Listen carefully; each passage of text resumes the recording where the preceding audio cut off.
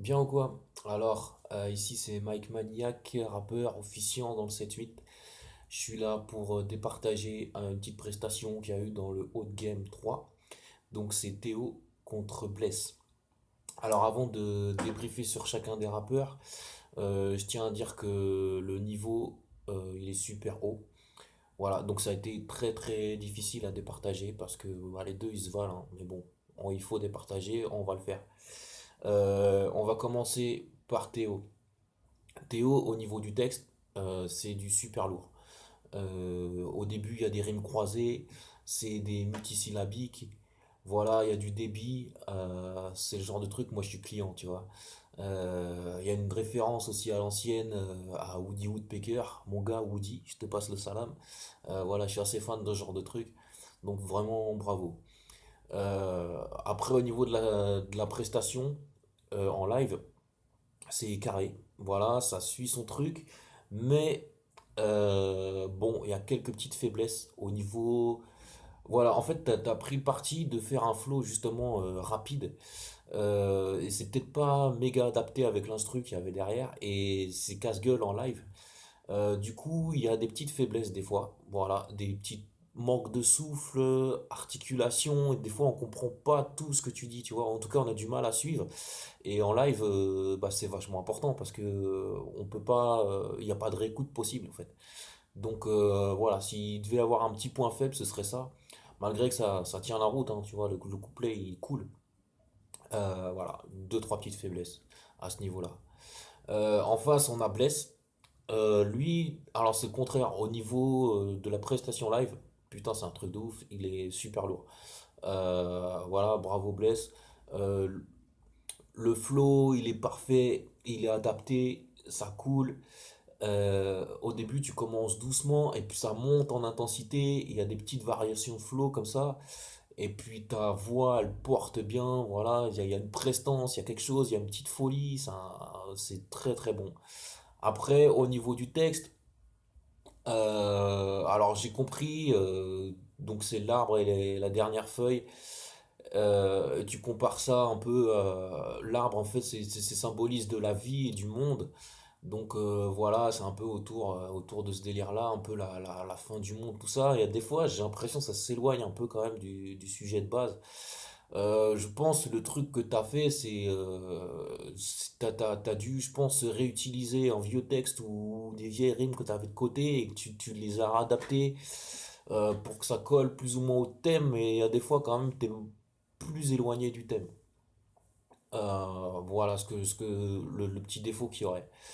Donc, au final, pour départager les deux, je dirais que Théo, si on devait écouter en version studio, en version, voilà, sur un featuring, j'aurais préféré Théo. Mais là, on est en live.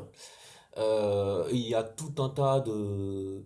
Il y a, la prestation live, c'est autre chose, quoi. Et il y a tout un tas de paramètres qui sont différents. Et là, en face, on a Bless qui, lui, fait un truc vraiment, vraiment carré.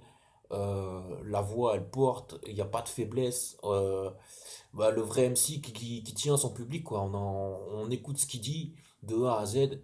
Donc au final, la victoire pour moi, c'est à Bless. Mais Théo en face, il a fait un truc bien, il a pas démérité. Donc big up aux deux, big up à l'équipe de Haut de Game. À bientôt. Ciao. Haut de game 3, j'espère que ça va chez vous. Capitaine Dilly Cavernism pour le round 2. Théo contre Bless. La dernière feuille du dernier arbre. Une prod de Cubes Music si je dis pas de bêtises. Alors, jugement. Théo, en termes de texte et de sens, il est dans le thème à fond. Moi, j'ai vraiment kiffé l'écriture du couplet parce que c'est un point de vue, c'est bien raconté, il y a une belle poésie. Franchement, il y a une belle écriture. J'ai vraiment kiffé, il m'a vraiment emmené. Donc, rien de plus à dire. Super bon couplet, bien écrit. En termes de flow et de technique, j'ai eu peur au début parce que j'ai moins la sensation sur la deuxième mesure qui se décale un chouille.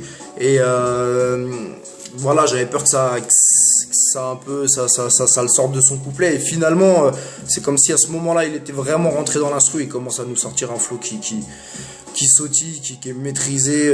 Franchement, il nous balade, ça colle tellement bien avec son texte. Donc, je suis, voilà, chapeau là-dessus. Il est jeune. Après, il y a des petits accros, il y a des trucs qui sont un petit peu flottants, mais ouais, faut voir quoi, faut voir ce qui se passe derrière. Donc après, voilà, derrière, Monsieur Bless arrive. Et dans le thème à fond, mais ultra cru, ultra dur.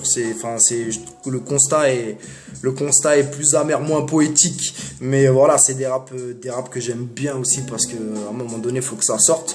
Donc et puis c'est taffé quoi. Donc ça, vraiment dans le thème et tout, moi j'ai kiffé aussi l'écriture, le contenu du texte de Bless. En termes de flow et de technique, j'ai eu un peu plus peur que Théo sur le début parce que c'est vrai, enfin c'est long au début quoi. Il n'y a pas trop de prise de risque sur les premières mesures, ça tourne. En même temps, c'est vrai que ça installe le couplet dans le contenu.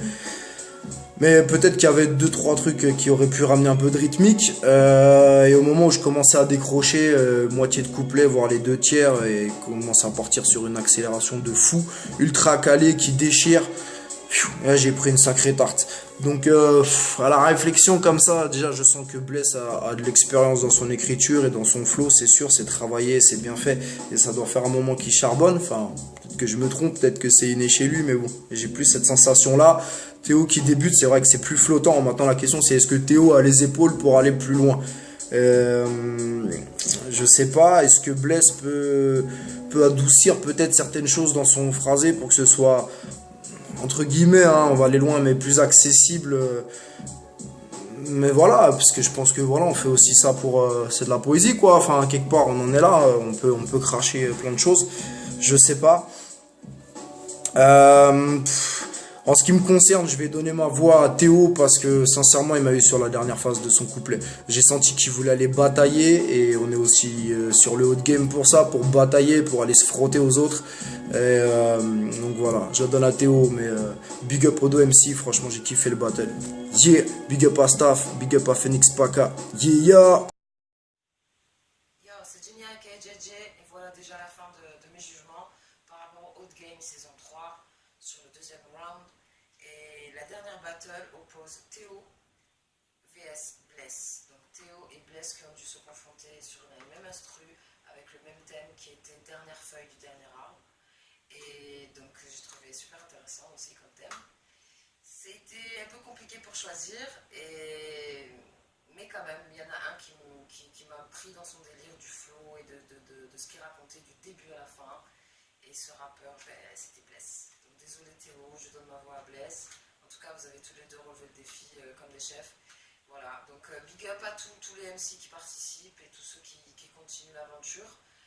Voilà, vous avez tout mon soutien, la famille du hip-hop dans le 06, elle commence à être très très très grande.